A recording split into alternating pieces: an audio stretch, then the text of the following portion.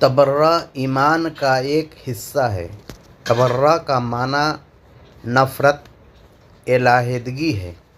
اسلام میں ظالم کو ظلم سے روکنے کا حکم ہے۔ اگر اتنی طاقت نہیں ہے تو اس کے خلاف آواز بلند کرنے کا حکم ہے۔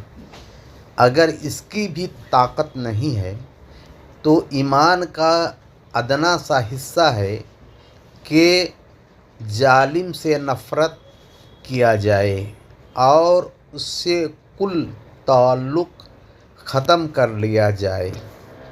اگر کسی مجلس میں غیر شرعی عمل ہو رہا ہے تو آپ پر واجب ہے کہ اس کو روک دیں۔ اگر آپ اس کے لائق نہیں ہیں تو آپ وہاں سے الگ ہو جائیں۔